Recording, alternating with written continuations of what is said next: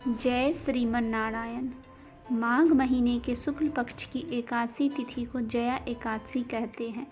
एकादशी तिथि को भगवान विष्णु को समर्पित है, यानी इस दिन श्री हरि भगवान विष्णु का विधि विधान से पूजा करते हैं। फिर उसके बाद यह कथा सुनते हैं।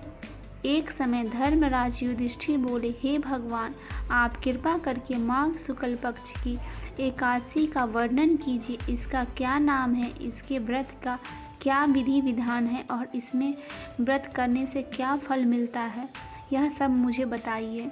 श्री कृष्ण कहने लगे, हे राजन, इस एकादशी का नाम जया एकादशी है। एकादशी व्रत करने से मनुष्य ब्रह्म हत्या इत्यादि पापों से मोक्ष को प्राप्त होता है।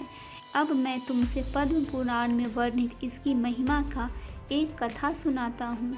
देवराज इंद्र स्वर्ग में राज करते थे और अन्य सब देवगण सुखपूर्वक स्वर्ग में रहते थे।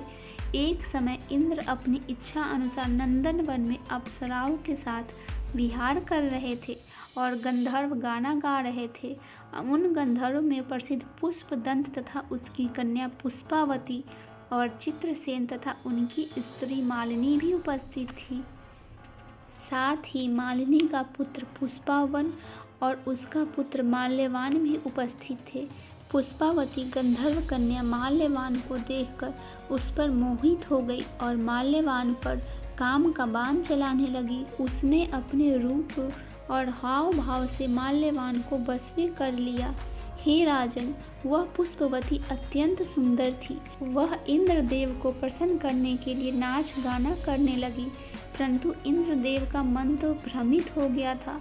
इंद्रदेव ने पुष्पावती और माल्यवान को कुछ अलग ही प्रकार का नृत्य करने को कहा। तब इंद्रदेव को माल्यवान और पुष्पावती ने कहा, हे इंद्रदेव, हमें इस प्रकार का नृत्य नहीं आता। तब इंद्रदेव ने अपना अपमान समझा और उनको श्राप दे दिया। इंद्र ने कहा, हे मूर्ख, तुमने मेरी आज्ञा का उल्लंघन किया है, इसीलिए तुम दोनों स्त्री पुरुष के रूप में मृत्यु लोक में जाकर पिशाच रूप धारण करो और अपने कर्म का फल भोगो।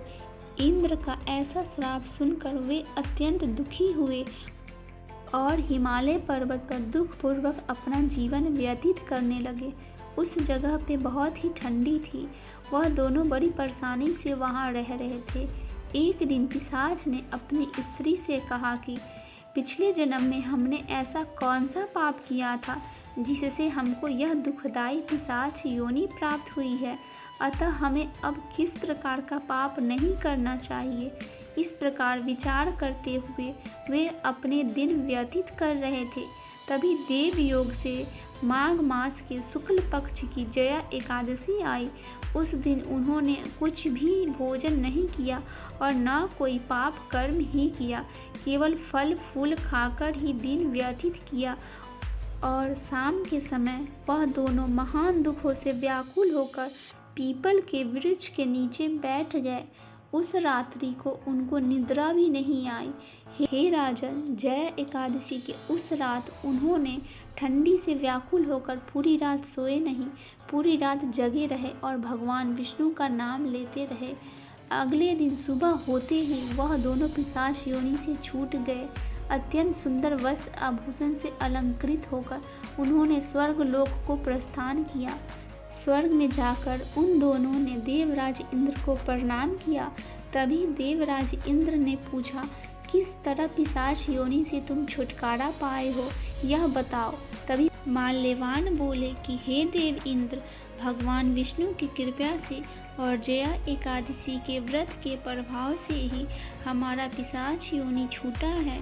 तब इंद्र बोले, हे माल्यवान, भगवान की कृपा से और एकादशी व्रत करने से तुम्हारा पिशाच योनि छूट गया है, तो हम लोग भी बहुत ही वंदनीय हुए और हमें भी ये व्रत अवश्य करना चाहिए। श्री कृष्ण कहने लगे, हे राजा युधिष्ठिर, इस जया एकादशी के व्रत से बड़ी योनि छूट जाती है।